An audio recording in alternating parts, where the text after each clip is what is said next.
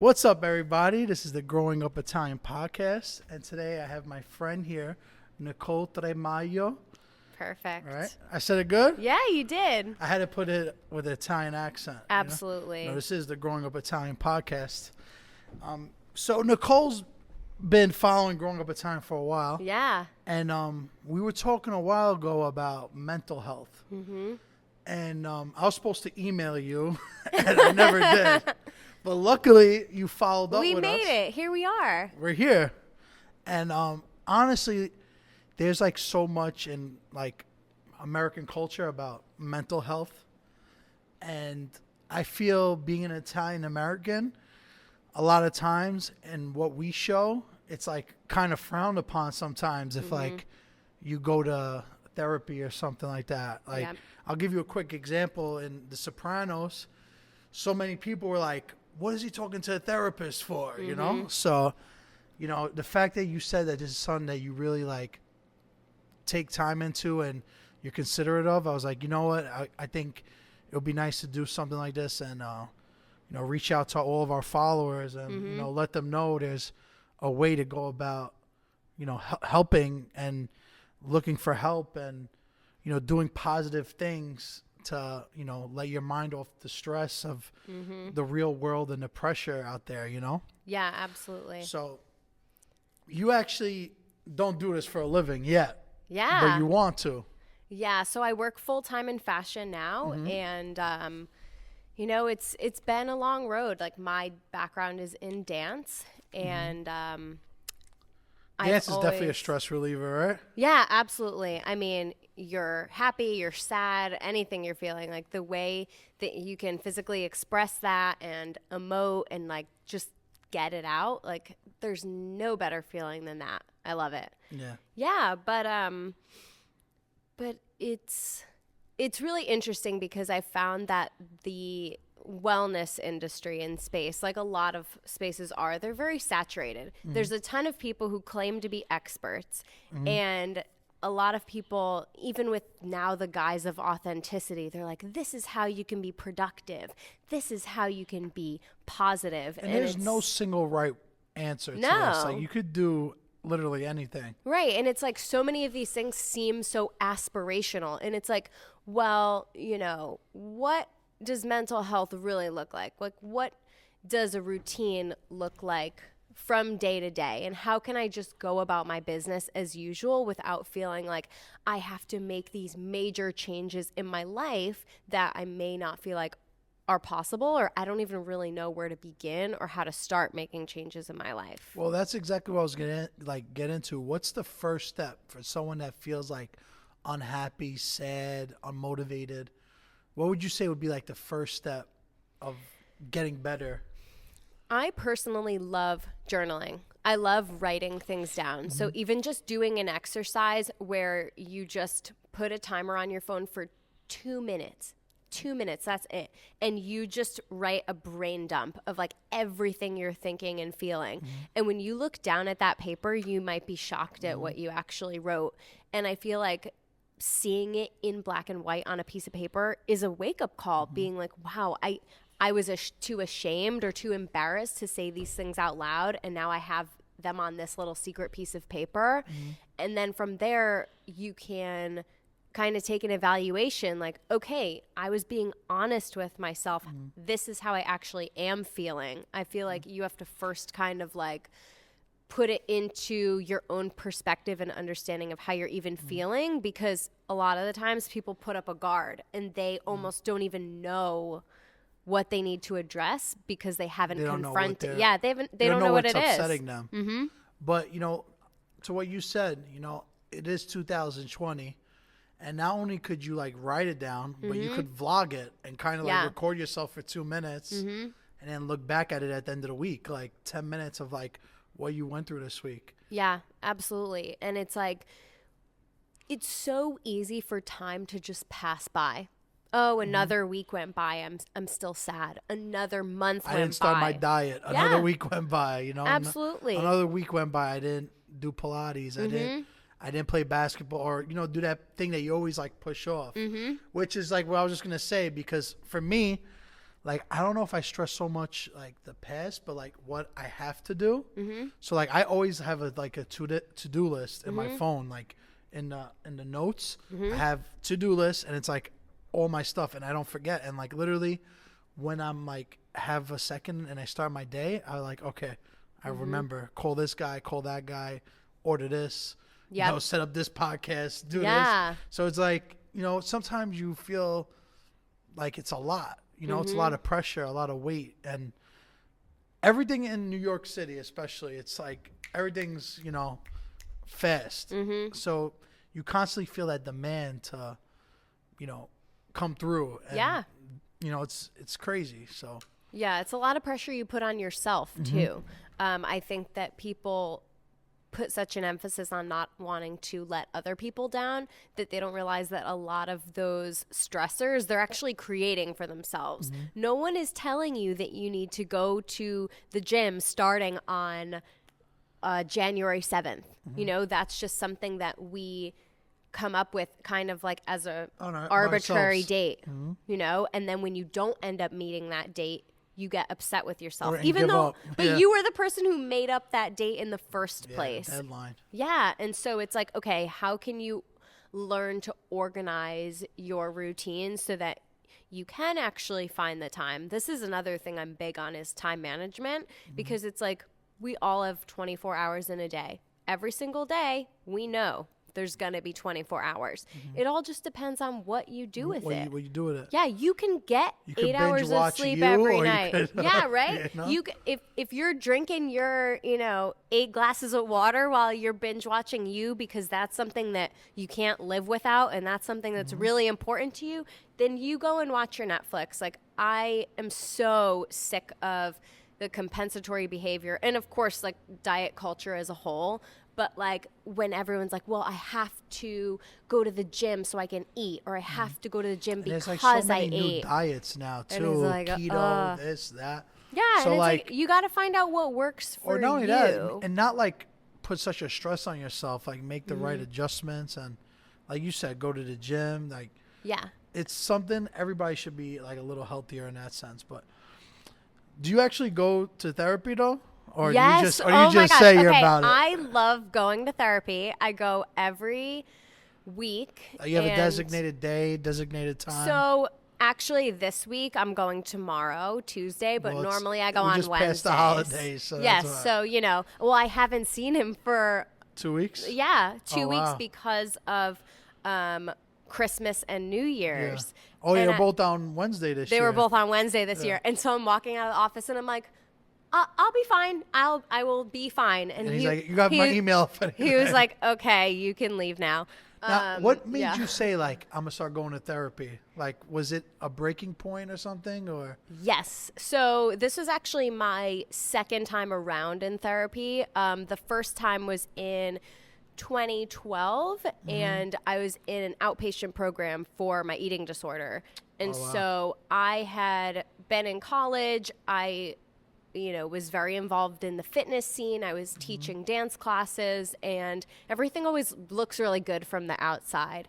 But I was struggling on the inside, and finally my roommate basically had an intervention and said, we set you up an appointment with our school therapist, and it was maybe 2 months before graduation, which anyone who's been to therapy, like 2 months is not a very long time if you're talking to someone for 45 minutes a week. It's like 8 visits or so. Yeah, but I met with that first therapist when I was in school, and a quick story. I remember right before I was about to graduate, I found out there are different distinctions for graduation. So if you get a certain GPA, you just get an extra 3 words on your diploma, essentially. But anyway, at the time, this was extremely important to me. To you, yeah. Extremely important. I mean, it makes sense, though. Everybody wants, Oh, I couldn't just be like, honors. Like, I had to be like the highest you could possibly get. And I looked in the portal to look at my GPA, and I'm like, okay, if I just get all A's and like an A minus, I can You're make good. it. Yeah. And I looked, and I had all A's and a B minus. And I immediately emailed my teacher, this is wrong. This is not my grade. I can't believe this is happening to me. And then he goes, oh, actually, you're right. I'm sorry. That was supposed to be a B plus. And then I just spiraled so hard. I was Oh like, my I God. can't believe it. I need an A minus. I got a B plus, you know, spiral, spiral, spiral. And then I look in the portal and I needed a 3.90 GPA. And I had get to... yes. And I had like a 3.902. So I made it. Oh, so you got Then it. I had to call back my mom and I'm like, Mom, sorry. I just had a moment. Take back everything that I just said. See, we do it to ourselves sometimes. We did. You do it to yourself. And then at my graduation ceremony, it was the first time I felt proud of myself in a very long time. And the person who gave me those honors cords was the therapist that I was seeing. So I very much believe in full circle moments. And that was the first one for me. She referred me to the outpatient program where I saw a therapist and a nutritionist once a week. And I was there for almost a year, and then they weren't covered under insurance. And So you had to come out of pocket for it. yeah, and then after a while, you know, my parents were paying for it, and after a while, they're like, we are not able to do this, and I couldn't afford it on my own. And it was really painful. You know, it's sad that mental health is a luxury and it is a privilege, It and is. it's not a privilege that's afforded to everyone. You know, like now in pop culture, you see it a lot. Like the movie The Joker. Have you seen that yet? Mm-hmm. Like that's a perfect example. I mean, Joaquin Phoenix, he just won The Golden Globe? Yeah, he won an award yesterday. Mm-hmm. Yep. And like his performance in that movie was incredible. But you know, I see a lot of people I know, and they kind of do the opposite. When they're upset, they'll overeat. You know, and it's crazy because you know, food is like, you know, some people's therapy. Yeah, in a it's a sense. coping mechanism. Yeah, exactly. So like me, when I'm upset about something's bothering me, cookies, and you know, like I go crazy. But you know, it's definitely true that you know we kind of lean on food to make us feel better.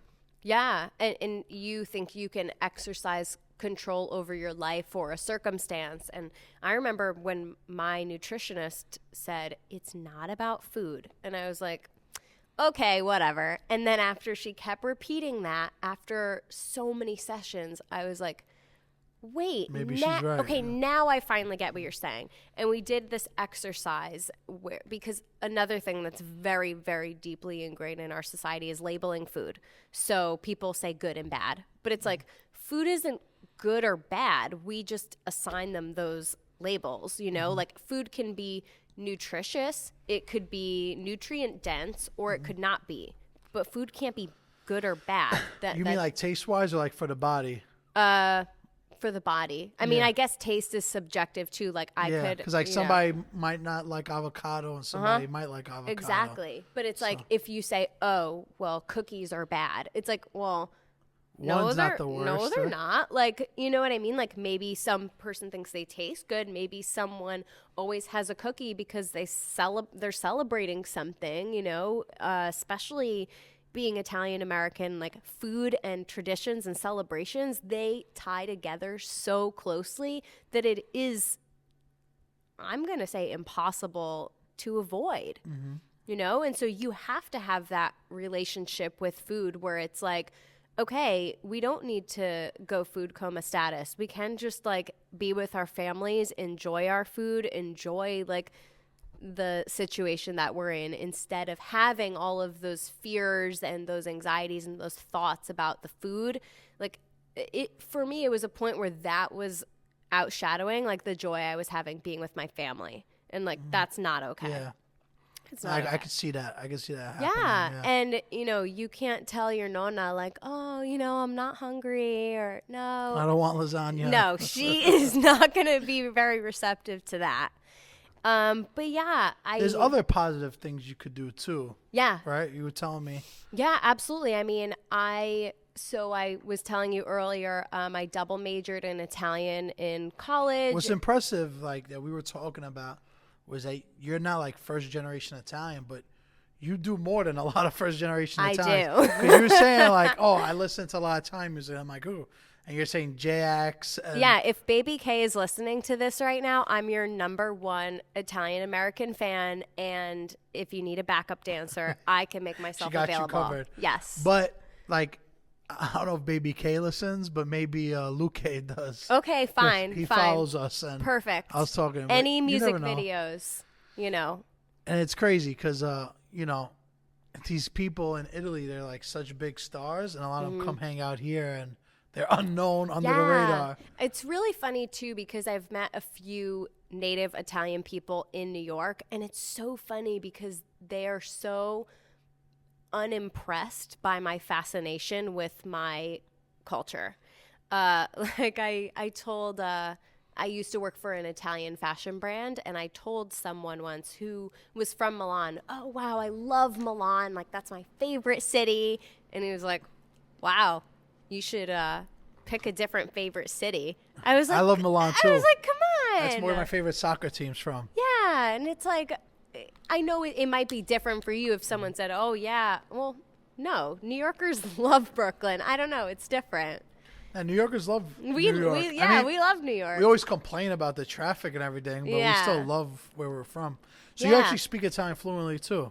Yeah, I mean, I wouldn't say I'm never going to be a native speaker. You're never going to be unless you live there. I know. And you practice it 10 hours a day. But I mean, when I talk in Italy, nobody understands me except people from my hometown because I just talk a dialect. I was going to say, I'm like textbook proper Italian and not dialect. And I remember once sitting with one of my great aunts, and she was saying something to the other people at the table, and she goes, you don't understand me. We're talking Italian. And I was like, you're right, I don't understand you, but you're not talking Italian, and everyone else at this table is just nodding their head, pretending that they know what you're talking about. Yeah. But they don't. Yeah, and it's true because a lot of people don't even speak dialect anymore. It's like dying. Nope. Especially in a hometown. Like when I talk to, I can only speak to anybody like 35 or over that talk the dialect. Yeah. Like the young kids are like, ma che dici? Yeah. Non capisco niente. Right? So it's just crazy how that works because I know. In English, I feel like you would understand. Like, if someone learned a textbook in English, you'd be like, all right, yeah. But in Italian, it's the complete opposite. Totally. Yeah, I mean, I took Italian lessons a few months ago through this company called Fluent City. And, it's like through an app or something? Or? They have a location in Brooklyn, one in Manhattan, and then I believe in D.C. I feel like also. I've seen it before. Yeah, but it's like, why not just go take Italian classes for 10 weeks? I was in a class of 6 people, and we would People are too lazy to do definitely. We're not plugging in all these brands, but like Rosetta Stone. I was going to say, if Fluent City wants to sponsor my next language endeavor, they need to come out also with an Italian level 5 class. Oh, because they don't go up to 4? Well, it was funny. I was going to take level 5 last year. Level 6 is essentially just like conversation. You're not learning from curriculum or material. But I was going to do level 5, but ironically, I was going to be in Italy and miss the last 2 sessions. So I'm like, well, I can't take level 5 if I'm going to be in Italy for a few sessions. You still could, though. Yeah, I could, but I took level 4. See, that's what's amazing, because, I know a lot of our followers should learn from you because people always ask, what could I do to, learn more about Italian culture? And it's as simple as what you're doing, watch movies. There's that show Baby now on Netflix. Oh, yeah, that's such a good show. I watched 4 episodes. The thing is, too, now I can watch things without subtitles and it's fine. I still like subtitles, though, even when it's English. I even like, I watch everything in English and subtitles. Everything, because sometimes I just want to see what they're saying. I raise the volume because I can't hear anything, and then it gets really loud, so then I have to turn it down again. But then I can't hear anyone again, so it's just have the subtitles on. Yeah, it's easier. But yeah, even if you're learning Italian too. Take a phone call or something too, and you just read what's going on, Oh, even if you're learning Italian, you can put the Italian subtitles. So level 1 is putting the English subtitles on. Level 2, watch the movie again, but with the Italian subtitles on. And then level 3, watch it with no subtitles. When I was in high school, we did that. And that way you've already seen a movie like 3 times. You already know what's happening. My favorite movie, which I am going to plug right now, it's called Perfetti, Sconosciuti, Perfect Strangers. And it is a movie about these 7 friends who have a dinner party, and they're like, let's play a game. Put your cell phone on the table, whoever doesn't go to it pays the bill. No, whatever message, phone call, anything, any notification that you get, you need to answer it and read it in front of the group.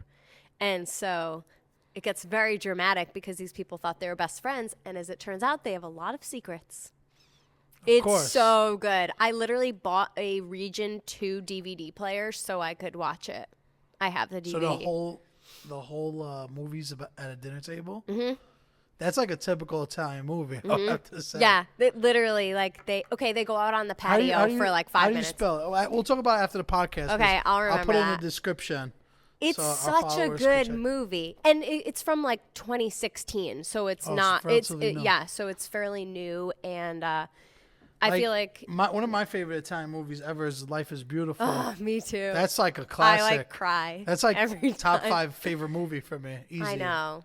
Like it's amazing. Yeah, I mean, it's interesting how like accessible, like you could probably watch that on Netflix, and it's like some shape or form, Amazon Prime or something, like I'm sure it's available. Mm-hmm. Yeah, you can find these little ways, and I found that circling back to mental health, it's like you could like you're about to get into learning a language. Yeah. Perfecting your own language. You know what I'm saying? Mm-hmm. Like what we're doing. So that way when you go to Italy, you don't look like a mouchard. You could get around better, Yeah. But, I do use Google Translate a lot too. Mm-hmm. Like even when I'm talking to my family in Italy, I'm like, I know this will probably be wrong, but this is the best version you're going to get. When you're learning the language, the thing is just to not have any fear around it. I still have to work on this. My main thing is that I don't want to sound stupid because I like to be very articulate in English. And if I can't think of the perfect word to describe something in Italian, then I get all nervous. And I don't want to sound like if I'm in a conversation with someone, okay, great. Yeah, like just nodding. Yeah. That's usually what I do. Like, like just smile and nod. See? They'd be like, are you dumb? Yeah. See? Yeah. See. But you also were like telling me a little bit about how like cooking helps a little bit too. Mm-hmm.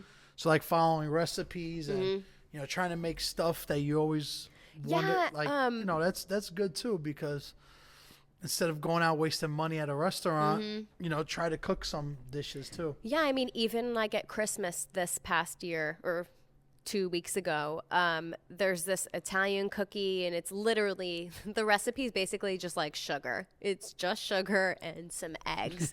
And there's like this. Simple enough. Yeah, and there's this anise, like, what do you call it? Frosting. Mm-hmm. I was like, dressing? That's not it. No. Not for a cookie. Mm-hmm. But even just making that by myself from start to finish, I'd be in the kitchen growing up, and my mom is great at cooking. So she would be like, okay, stir this. And then I'd be like this, and she'd be like, okay, great. Like, go watch TV. I'm going to finish doing this. I'll actually do it. But now it's like, no, I want to be able to have you relax and go watch TV, and you can trust me to make cookies now. Mm-hmm. And so even just doing that and being like, I love these cookies. It is so nostalgic. It reminds me of growing up. We have these every single year at Christmas, and now being able to make them myself, like, that's so cool. Like, for me, one of the things that, like, is a stress reliever, it sounds weird, but organizing the fridge. Like, like all the drinks, like, I'll put there. I don't have a crazy fridge because, it's just simple stuff. Yeah. But I just love, like, throwing out the old stuff. And, I actually bought these little liners for the fridge shelves. And so, like, how annoying is it if a blueberry got smushed in your refrigerator, now you have to clean it out. I have these little, they're like shelf protectors, so then you can take everything out and you just clean those off. It's like a plastic or something? Yeah. That's smart. I should get that too. Right? I love gadgets. Anything to So make you're on kitchen Amazon life Prime easier. a lot, basically. Yeah. Oh my gosh. One other thing before we go that I actually really liked when we were talking about this before we started podcast, but you know, a lot of people that especially Italians, I don't mean to like always single us out, but I just relate because I'm always around Italians the most. That's But great. I notice like people that tell all their problems to their best friends, right? And it's good and bad because a lot of people think of it as therapy, but like you never know what could happen. So like telling someone your darkest secrets all the time isn't always the best thing. Yeah. I mean, that's not a burden that everyone wants to take on. Also, I think that it's great to have people, whether they're your friends, your family, Someone to your lean chosen on, you know, family. like- Of course. It's important, but There's a then line. There's a line because then you'll be like, listen, it's like a meme we put one time, like, hey, don't blame me. Even if that person gives you bad advice or something, it's like, then you might get upset, like, why did they tell me to do that afterwards? Yeah. Or like, because sometimes people could sway you in a certain way, you know? So like you were saying before, if this is something you're struggling with and you need people to talk to, it doesn't hurt to sit down with a therapist and it's someone you know that's not going to tell your best friend like what upset you about them. They're you know? impartial too. And so the reason that the therapist is there is to facilitate you resolving your own things. Your therapist isn't resolving anything for you. They are just helping you uncover things that just consciously they're not even on your mind. Therefore, when you tell your therapist about people in your life, they are totally impartial. They don't know your mom. They don't know your cousin. They don't know your best Your friend. sister, your right. whatever, So your they brother. can't form opinions about them Because they don't know. because they don't know them. They can only go off of what you have say. told them. Yep. And so that's great because then the therapist has an idea of what your world looks like. The therapist, it doesn't matter. You could be telling them a skewed version of the truth Or an exaggerated version. or an of the truth, exaggerated yeah. version, but the point is that's how you see it. And they're there Or to at least help that's how you want them to see it. Yeah.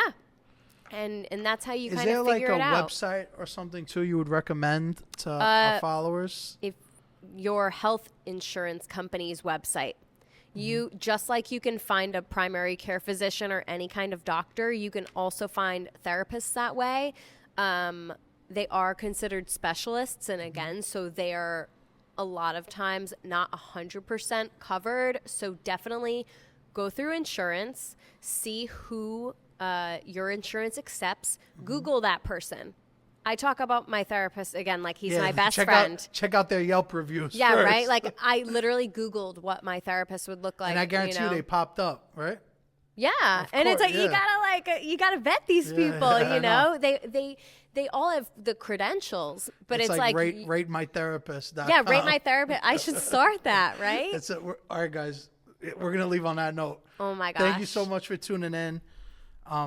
We'll tag Nicole in our bio too, so you can check her out. She's posting some good stuff too, some Thanks. wellness stuff and all that.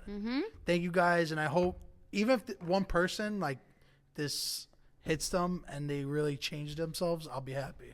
Absolutely. I'm just gonna put this out in the universe. Yes. Thank you all. Thank you.